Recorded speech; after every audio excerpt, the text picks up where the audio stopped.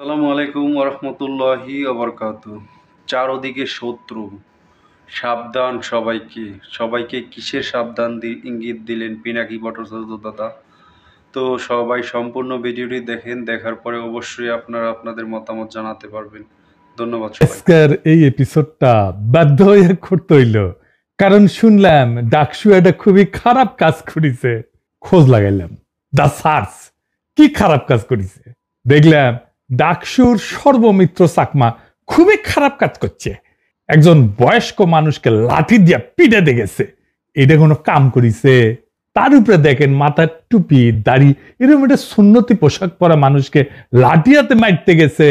আচ্ছা, আগে ভিডিওটা দেখান। এইটা সাহেব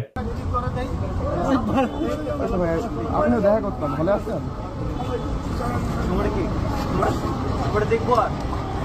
ও আচ্ছা, ঠিক আছে। বাইরে কি করতে ঘুরে বেড়াতে মারতেছে? জি ভাই, সমস্যা ঠিক আছে। দেখেছেন কি খারাপ এই সর্বমিত্র? নামেই সর্বমিত্র, নাম তো সর্বশত্রু হওয়া উচিত ছিল, ঠিক কিনা বলেন?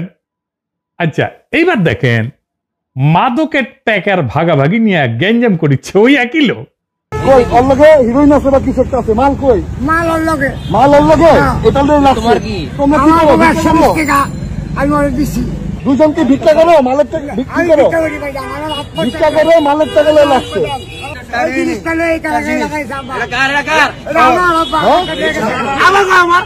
উনি না নিশার লিগা। নিশাল লেগা? তুমি এত টাকা লইছো কেন জানো? হ্যাঁ, আমি টাকা পাই তার লিগা আমি নিয়ে আসছি। বড় কবে টাকা পাবো না বাবা, টাকা পাবো না বাবা। আসলে মায়া আপনার টাকা ওর টাকা নাই ছেড়ে গেছে। বাবার মতো একজন লোক লয়ে গেছে টাকা, কথা বুঝেন? ওর টাকা লয়ে গেছে বাবা, 500 টাকা নিচে আমার টাকা লয়ে গেছে। না না, সে শুধু মাদকের ব্যবসা করে না, সে মাদক নেয়ও বটে। সে প্যাথিডিন নেয়। দেখেন যে দৃশ্যটি দেখছেন, পাঞ্জাবি পায়জামা দাড়িওয়ালা টুপি পরা লোকটি যে ইনজেকশনটি নিচ্ছে, এটি হচ্ছে প্যাথরিন নামক একটি মাদক। উনি প্রকাশ্যে দিনে দুপুরে ঢাকা বিশ্ববিদ্যালয়ের শহীদ মিনার এলাকার মতো জায়গাটায় এই মাদকটা গ্রহণ করছে। আবার কইয়েন না ইনসুলিন নিতেছে। আরো ভিডিও আছে।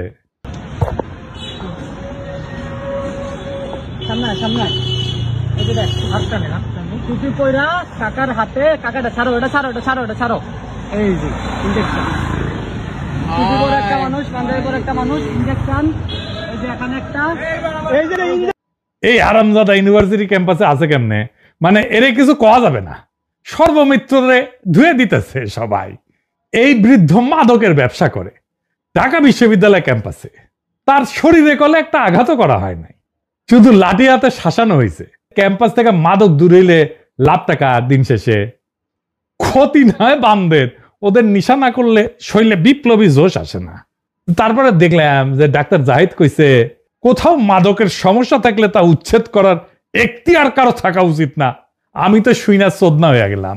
উচিত অনুচিতের প্রশ্ন আনিছে। দেখেন, লিগাল বা আইনি ইস্যু কিন্তু না, যেটা বেআইনি এটা লিগালি ইনকারেক্ট তা কিন্তু না। আইনি ইস্যু আনে নাই, আনিছে উচিত কিনা সেটা। তো ডাক্তার জাহিদ, আপনার উচিত অনুচিতের মাপকাঠি কেন পাবলিককে কাইতে হবে? পাবলিককে কেন মানতে হবে? আপনি কি বাঙ্গুল্যান্ডের ন্যায়পাল নাকি মুফতি যে আপনার ফতোয়া আমাদের মাইনে চলতে হবে? মাদক বাংলাদেশে একটা পলিটিক্যাল ইস্যু। হ্যাঁ, political issue, extremely important political issue. ঠিক জায়গায় সর্বমিত্র ধরিছে, ডাকসু ধরিছে। মাদক কেন পলিটিক্যাল ইস্যু, আসেন সেটা নিয়ে আগে আলাপ করি। হাঙ্গারে বন্ধু দেশ আছে না এটা? হ্যাঁ, খুবই বন্ধু।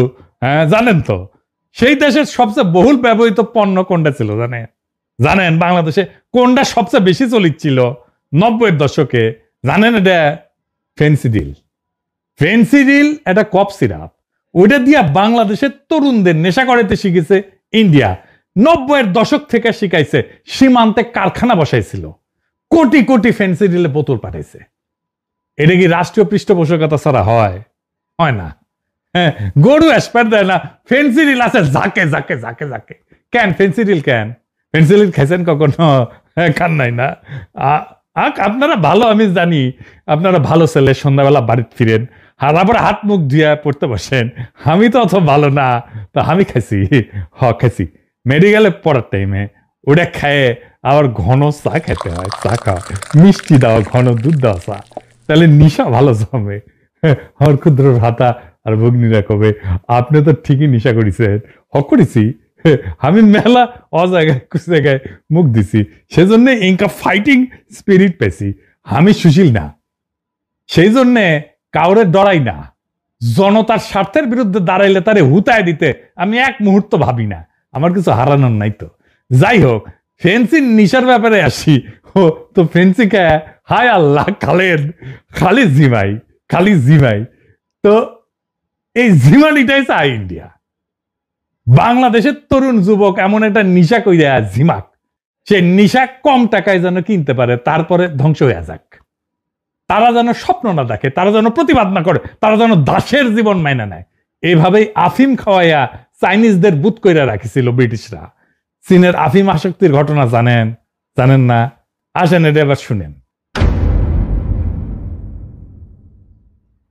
চীনকে আফিম খাওয়ায় বুত কইরা রাখা হইতো।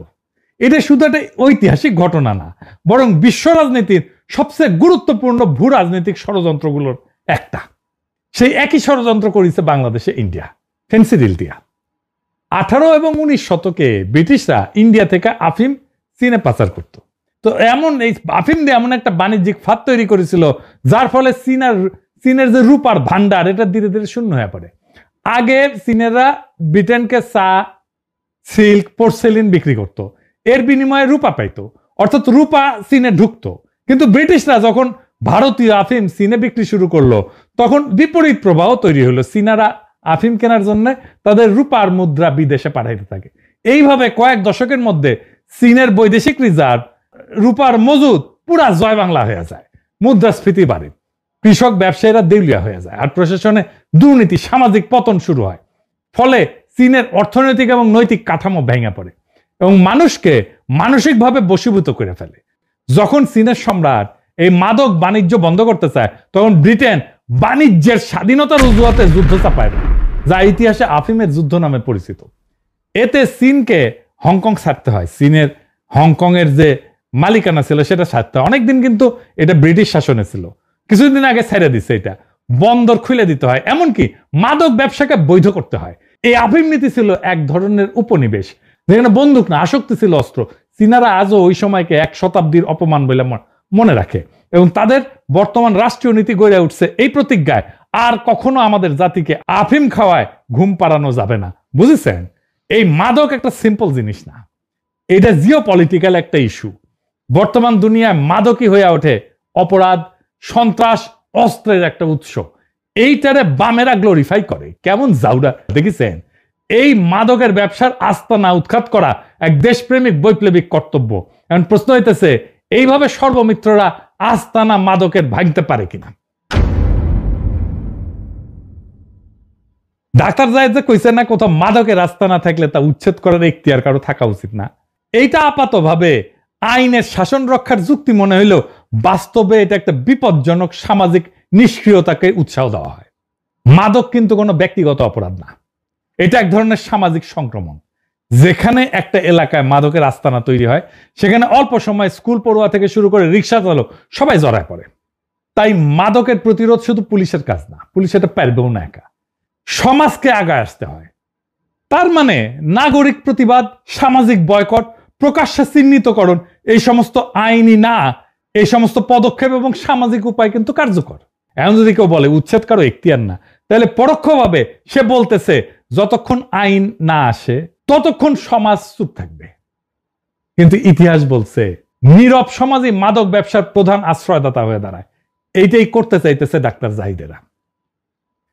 তাই মাদক বিরোধী সংগ্রাম কেবল রাষ্ট্রের না, পুলিশের না, সমাজেরও দায়িত্ব।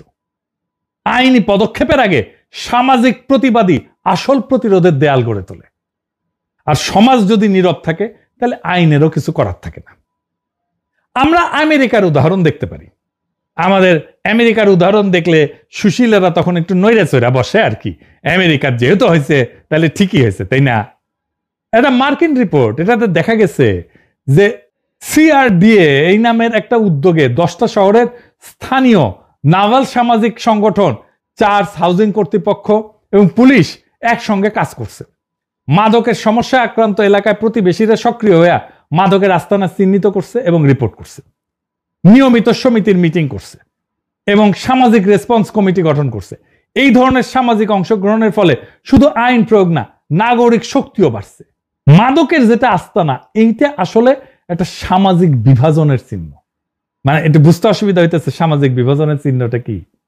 এই কথাটা কিন্তু দার্শনিকভাবে অত্যন্ত গুরুত্বপূর্ণ, কারণ এই কথাটাই বলে যে মাদক কেবল একটা অপরাধ না, বরং সমাজের গঠন এবং তার ভাঙনের একটা গভীর সংকেত দেয়। এই বিষয়টা আরেকটু বিস্তারিত ব্যাখ্যা করি। প্রথমে এটা সমাজ বিজ্ঞানের ব্যাখ্যা। আস্তানা মানে হচ্ছে সামাজিক বিচ্ছিন্নতা। একটা মাদকের আস্তানা আসলে কেবল একটা জায়গা না, এটা সমাজ থেকে বিচ্ছিন্ন মানুষের একটা মিলনস্থল, যেখানে মানুষ আসে অর্থনৈতিক হতাশা থেকে, সামাজিক অবমূল্যায়ন থেকে, বেকারত্ব থেকে অথবা পরিচয়ের সংকট থেকে পালাইতে। অর্থাৎ সমাজের যে মূল ধারা, এর ভেতরে যারা স্থান পায় না, তারা ধীরে ধীরে ধীরে ধীরে আস্তানা নামের একটা সমান্তরাল সমাজে প্রবেশ করে। এভাবেই মাদক আস্তানা আসলে একটা নতুন সামাজিক শ্রেণীর জন্ম দেয়, যেখানে মানুষের নাগরিক না, বরং সমাজের মধ্যে যারা অন্তর্ভুক্ত হইতে পারে না, তাদের একটা অস্তিত্ব হইয়া দাঁড়ায়। ব্রাজিলে রিও ডি জেনেরোতে এখানে ক্র্যাকোল্যান্ডিয়া এই নামে একটা এলাকা আছে। সেখানে মাদক শুধু আসক্তি না, বরং গরিব বঞ্চিত মানুষের অর্থনৈতিক এবং সামাজিক অবদমন এইটাই প্রতিফলিত করে। গরিব এবং বঞ্চিত মানুষের যারা অর্থনৈতিক এবং সামাজিকভাবে বিচ্ছিন্ন, তাদের একটা আস্তানা হয়ে দাঁড়ায়।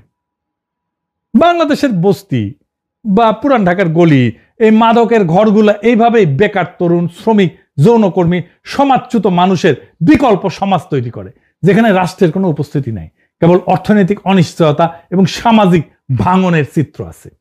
সমাজ বিজ্ঞানী লোইক ওয়াকা উনি বলছিলেন, মাদকের আস্তানা সামাজিক পতনের কারণ না, বরং এইটা সমাজ যাদেরকে ত্যাগ করছে তাদেরই একটা প্রকাশ। এই জায়গায় আস্তানাগুলোতে, মাদকের আস্তানা, রাষ্ট্র অনুপস্থিত হয়ে যায়, সমাজ অনুপস্থিত হয়ে যায়। একটা রাষ্ট্রের দায়িত্ব হলো নাগরিকদের নিরাপত্তা, সুযোগ, মর্যাদা এগুলো নিশ্চিত করা। তাই রাষ্ট্র যখন এই কাজগুলো থেকে সরে দাঁড়ায়, তখন এই শূন্য স্থান পূরণ করে অবৈধ শক্তি, মাদক ব্যবসায়ী, স্থানীয় দখলদার, প্রভাবশালী গোষ্ঠী।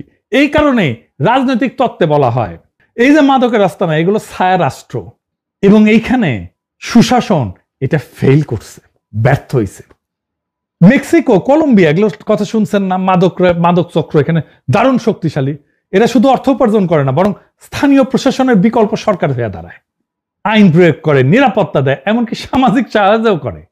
তার মানে মাদকের আস্তানা মানে হইল রাষ্ট্রের ব্যর্থ উপস্থিতি, যেখানে আইন, কল্যাণ, নৈতিক কর্তৃত্ব বিলুপ্ত হয়ে যায় রাষ্ট্রের। এখানে রাষ্ট্র নাই হয়ে যায়। এই জায়গায় জনগণ রাষ্ট্রের প্রতি আস্থা হারায় এবং সমাজ দুই ভাগে বিভক্ত হয়, রাষ্ট্রের দ্বারা সুরক্ষিত নাগরিক এবং রাষ্ট্রের বাইরে বেঁচে থাকা নাগরিক। এই বিভাজনই মাদকের আস্তানার প্রকৃত রাজনৈতিক অর্থ। ফরাসি দার্শনিক মিশেল ফুকো এবং জর্জিও আগাম্বেন দুজনেই বলছেন, আধুনিক রাষ্ট্র সমাজের কিছু মানুষকে বর্জিত বা নগ্ন জীবন অবস্থায় ঠেলে দেয়, এক্সক্লুডেড বা বেয়ার লাইফ বলছে। তাদের কোনো সামাজিক মর্যাদা বা রাজনৈতিক মূল্য থাকে না, তারা কেবল বেঁচে থাকে, কিন্তু নাগরিক না। মাদকের আস্তানা এই নগ্ন জীবনের ভৌগোলিক প্রতীক। এইখানে মানুষ আইনি বা সামাজিক স্বীকৃতি হারায়, এক ধরনের সমাজ বিচ্ছিন্ন অস্তিত্বে নেমে আসে। তারা রাষ্ট্রের শাসনের বাইরে, কিন্তু নজরদারির ভিতরে তারা একসঙ্গে অদৃশ্য এবং নিয়ন্ত্রিত। এই কারণে ফুকো বলছিলেন, যখন ক্ষমতা নিজেকে এখান থেকে প্রত্যাহার করে নেয়, তখন ওইখানে মাইক্রো পাওয়ার, ছোট ছোট ক্ষমতা এখানে উদ্ভব ঘটে। মাদকের আস্তানা সেই নতুন মাইক্রো পাওয়ার, ছোট ছোট ক্ষমতা, যেখানে রাষ্ট্র নাই, কিন্তু ভয়ের অভ্যাসের এক নতুন শৃঙ্খলা জন্ম নেয়। তাই এই মাদকের সমস্যাকে কেবল আইন দিয়ে দমন করা যায় না। এটার বিরুদ্ধে লড়াই মানে হলো সমাজে এদেরকে পুনরায় অন্তর্ভুক্ত করা, সম্মান, পুনর্গঠন এবং অর্থনৈতিক পুনর্বাসন।